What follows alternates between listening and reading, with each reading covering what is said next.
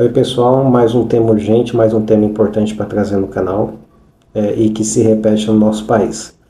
Mais um caso de violência contra a mulher, mais um caso de feminicídio. Matéria do G1 do dia 2/5 dessa semana agora que se encerrou. A matéria do Rodolfo Moraes e da Beatriz Mendes. Eu vou deixar o link para vocês aqui na bio. Na Lagoa da Pampulha, em BH, um homem de 38 anos assassinou a sua esposa a golpes de facão no pescoço. A vítima era a Fernanda Dantas, ela tinha 40 anos e eles estavam ali numa reunião de família e a família relatou ali a matéria que em determinado momento da noite o agressor, o Arthur Henrique, ele simplesmente pegou um facão e atacou sua esposa e ela não resistiu aos ferimentos e acabou morrendo. Existe ali na matéria, é importante que você leia, parece que um histórico de esquizofrenia por parte do Arthur, mas o fato é que nós temos aqui mais um feminicídio, mais um caso de violência contra a mulher, e aí que traz a oportunidade para a gente falar sobre a Lei Maria da Penha, que é a lei que você já conhece, como a lei de 2006, mas eu queria trazer aqui até mais alguns pontos sobre a nova lei de feminicídio, que é uma lei de 2024, o ano passado, foi sancionada o ano passado e já entrou em vigor, e é uma lei que traz ali alguns pontos importantes para a gente tentar combater e tentar pelo menos punir com um pouco mais de severidade esses agressores. Mas nós vamos tratar ponto a ponto. Bem, a Lei 11.340 de 2006, que é a Lei Maria da Penha, ela foi batizada com esse nome porque ela leva o nome da Maria da Penha, que foi vítima de 2 tentativas de homicídio por parte do seu marido.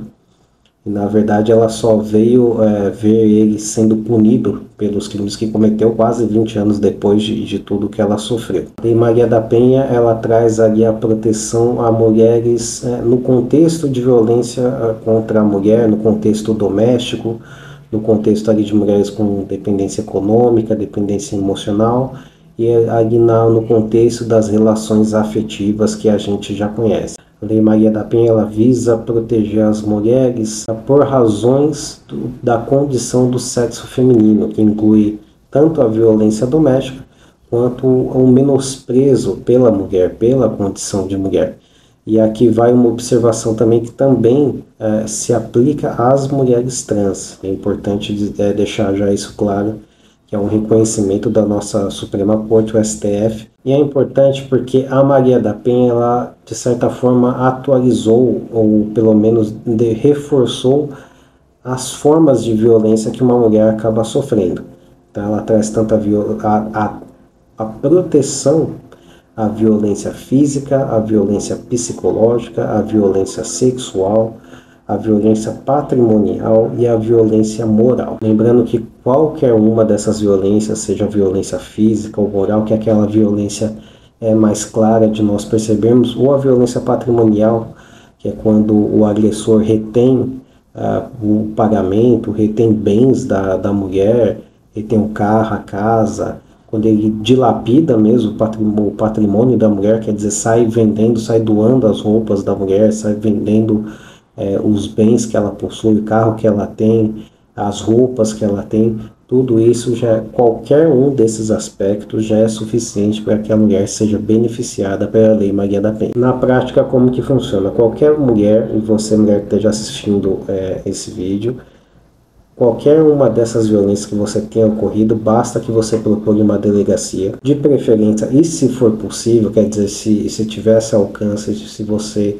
estiver próxima de procure uma delegacia da mulher, porque a delegacia da mulher, os profissionais que lá estão, os policiais, os delegados, os investigadores, quem te receber lá na delegacia da mulher, tem um preparo, tem um treinamento mais adequado para te receber, orientar e apresentar uma solução melhor para o seu caso. E dentre as medidas urgentes que a Lei Maria da Penha prevê, ela prevê o afastamento do agressor da casa, ela prevê a proibição do contato do agressor com a vítima, a suspensão do porte de arma, se o agressor tiver o porte de arma, e também todas as formas que envolvam tanto a proteção física e psicológica da mulher. Mas agora eu queria tratar com vocês um pouco mais sobre a lei do feminicídio, que é a lei que foi aprovada em 2024, e ela endurece mais algumas punições em relação aos agressores. A nova lei do feminicídio, por exemplo, prevê que a prisão preventiva em casos de violência extrema contra a mulher, ela se torna obrigatória. Então ele não vai poder, o agressor não vai poder responder em liberdade a esse processo. Ela também traz prioridade na tramitação do seu processo. Então nós sabemos que a justiça brasileira está abarrotada de processos, são milhares de processos, mas o seu processo vai passar na frente em relação aos demais, mesmo que os demais estejam também na esfera criminal. Completando também a ideia da prisão preventiva, para os casos com maior gravidade, com maior violência, a liberdade provisória também ela vai ser proibida, ou seja, o agressor, em casos de maior gravidade, ele não vai poder responder ao processo em liberdade. É importante destacar também que a nova lei do feminicídio, ela aumentou as penas do feminicídio. Agora, a pena mínima para quem pratica um homicídio, por exemplo, contra uma mulher, um feminicídio, a pena mínima é de 20 anos e esse agressor pode até alcançar 40 anos de prisão. Uma outra coisa muito importante que a nova lei do feminicídio traz é que se o crime, seja uma agressão, seja até mesmo um homicídio ou qualquer outra de violência patrimonial ou psicológica, ocorrer na presença dos seus filhos, parentes, essa conduta que ocorre na frente dos filhos e parentes, ela vai ser agravada. Isso vai ser um motivo para aumentar ainda mais a pena do agressor. Uma outra alteração importante agora é que o crime de ameaça, no contexto da nova lei do feminicídio, ela passa a ser de ação penal pública incondicionada. Isso significa que a mulher ela não precisa mais ir até a delegacia representar e pedindo para que seu agressor seja processado e julgado e condenado. Basta que o Estado, a autoridade policial, saiba da ocorrência desse crime de ameaça ou que seja comunicado por alguém, que o Ministério Público vai tocar esse processo em frente, vai processar e pedir a condenação do criminoso que esteja ameaçando uma mulher.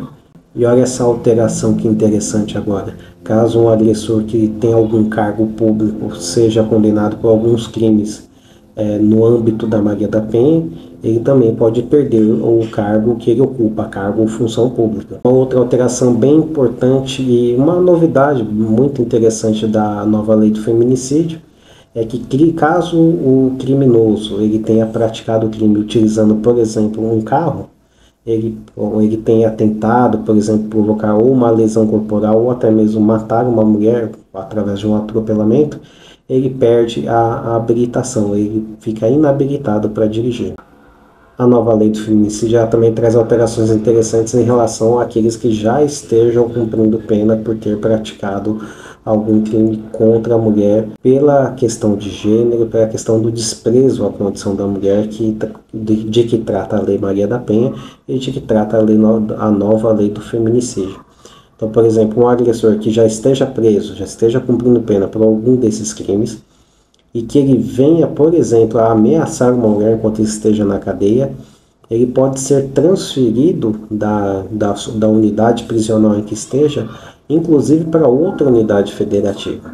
Então, por exemplo, um agressor que tenha agredido, ou até mesmo tenha causado um feminicídio em São Paulo, e venha a ameaçar seja a vítima, seja os parentes da vítima, enquanto está na unidade prisional, ele pode ser transferido para o Rio de Janeiro, para Minas Gerais, para o Amazonas, para qualquer outro lugar que seja o mais distante possível da vítima ou dos parentes da vítima. E uma coisa que é muito importante que a nova lei do feminicídio trouxe é que qualquer agressor, qualquer pessoa que tenha sido enquadrada na Lei Maria da Penha e agora na nova lei do feminicídio e que já tenha respondido por algum processo, já tenha sido condenado, e que receba qualquer tipo, atenção, é qualquer tipo de benefício, como por exemplo uma liberdade condicional, uma liberdade provisória ou aquelas famosas saidinhas, ele terá que usar o monitoramento eletrônico, a tornozeleira eletrônica. E a vítima vai ser avisada sobre essa saída, sobre esse benefício, e vai ter acesso a um dispositivo em que ela vai poder saber aonde esse agressor está. Ele vai usar a tornozeleira e a vítima vai poder saber onde ele está e vai poder acompanhar se ele está ou não chegando próximo dela, para, caso necessário, ela chamar a polícia. É claro que a nova lei do feminicídio traz alterações muito importantes para a nossa legislação, e sim é importante endurecer as penas e punir os agressores com severidade.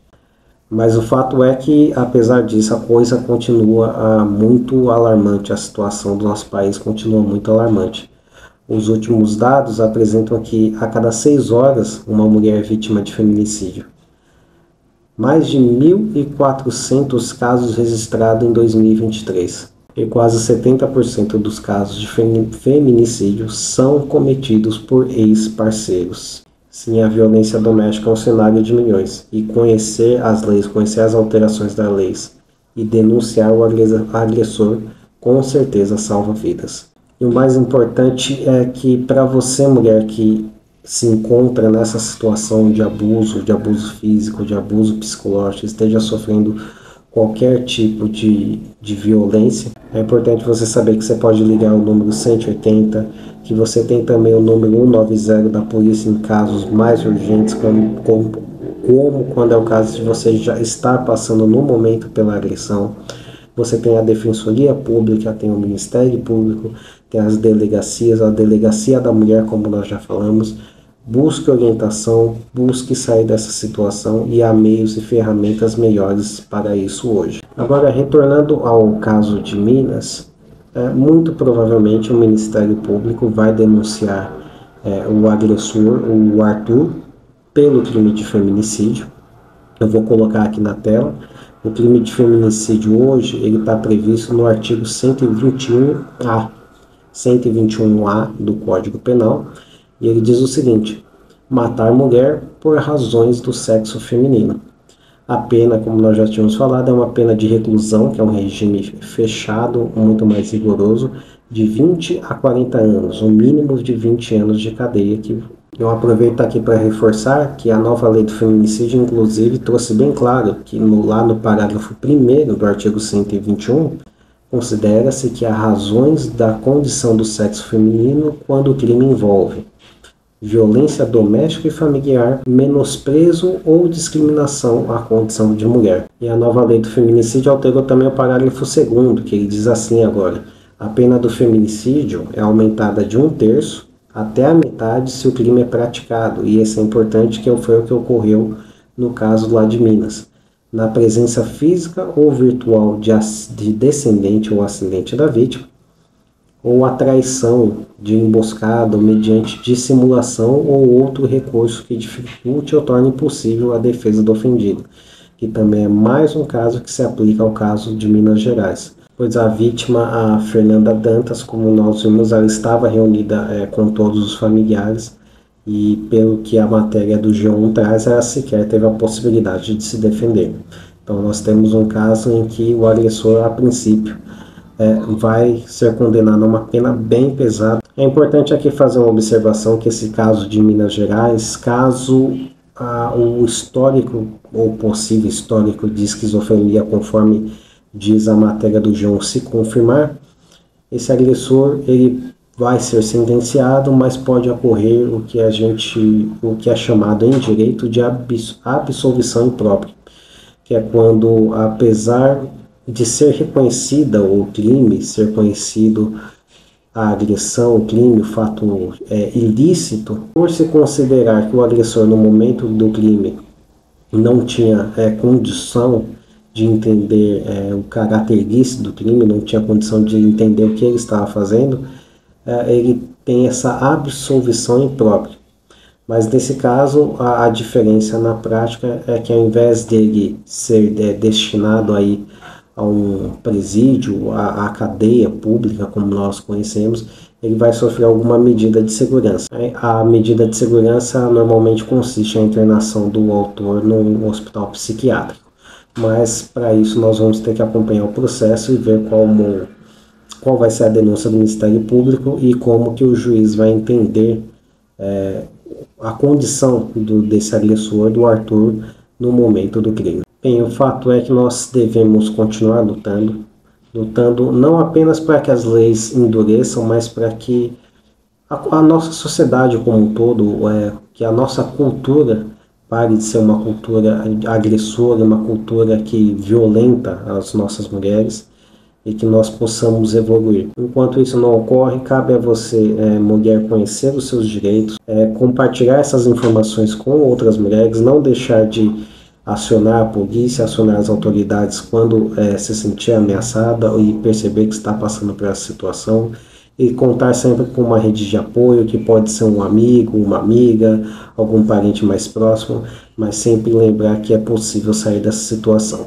Se esse vídeo foi útil para você, se você gostou das informações que foram aqui trazidas, curte, compartilha com alguém que você acha que deve receber essa informação. E terminando aqui com uma dica cultural, teve duas coisas que motivaram esse vídeo. A primeira foi esse assassinato cruel em BH, mas também tem uma entrevista da Samira Bueno, que ela é do Fórum de Segurança Pública. É uma entrevista que ela deu para o Carlos Tramontina, lá no Tramonta News, do Grupo Flow. Eu vou deixar o link aqui embaixo para você poder assistir e ter mais informações e compartilhar com outras pessoas. Até o próximo vídeo.